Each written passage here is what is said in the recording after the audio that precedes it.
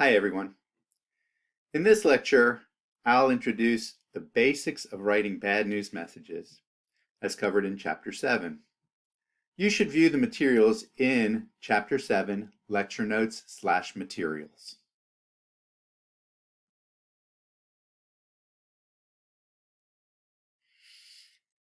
As with positive neutral messages, make sure you select the best medium for your message, such as face-to-face, letter, memo, and so on.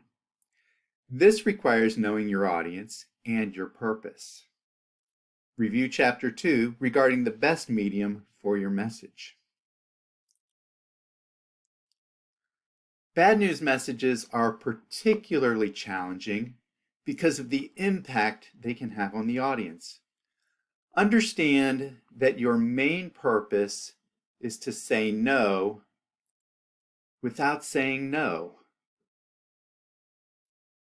Your goals are to be clear and thorough, to present a professional image, to show empathy and sensitivity, to be fair, and to maintain goodwill.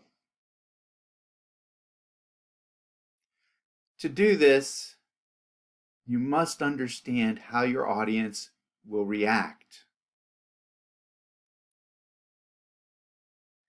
Colleagues, subordinates, customers, and other outside readers will be hurt to some degree, upset, angry, potentially even hostile.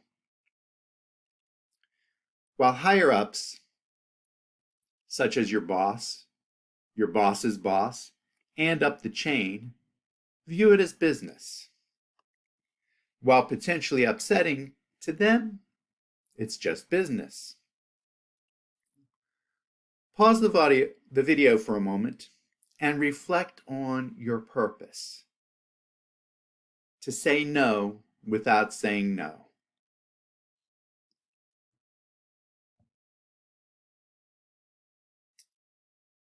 Let's continue. By analyzing your audience and your purpose, you can determine the appropriate organizational strategy, either direct, we talked about this in chapters 3 and 6, or indirect. For the readers who are above you,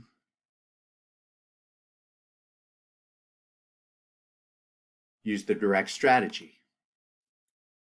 For peers, subordinates, and outside readers, use the indirect strategy. In the textbook, Model Document 7.1 shows a direct message. Model Documents 7.2 through 7.6 show messages using an indirect strategy. So, what is the indirect organizational strategy? Look at this. 1. Buffer. Start with a compliment or positive news, as long as it does not imply a yes answer. Show appreciation and understanding, but do not apologize in the buffer. 2. Explanation and reasons. If you or your company erred, apologize. Accept responsibility. Be sincere. This happens if you erred but still must deliver bad news. If you're at fault and correcting the error, this becomes a positive message. Review Chapter 6. Convey empathy. Use positive or neutral language. Clearly explain the reasons. Cite and describe company policy. Don't simply say, company policy forbids.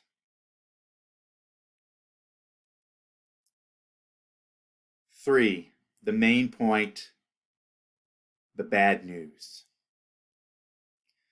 The bad news itself follows the explanation.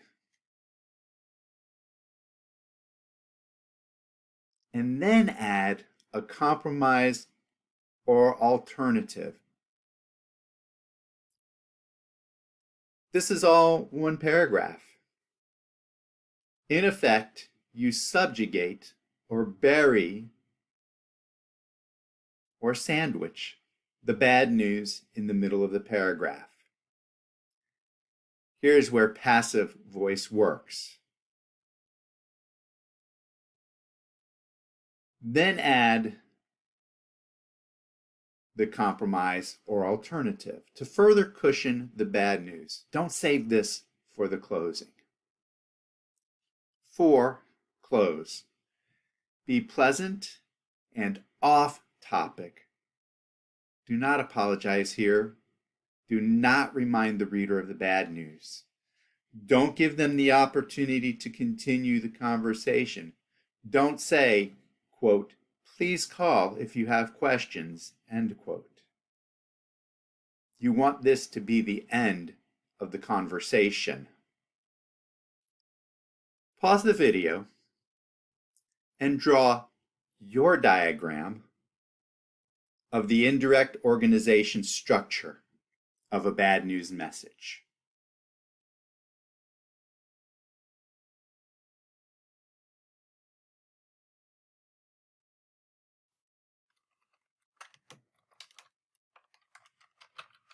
Okay?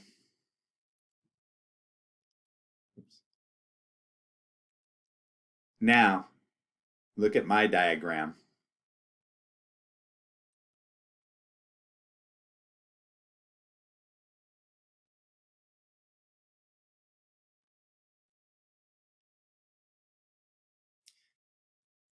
You'll find this document in the Chapter 7 Lecture Notes Material section.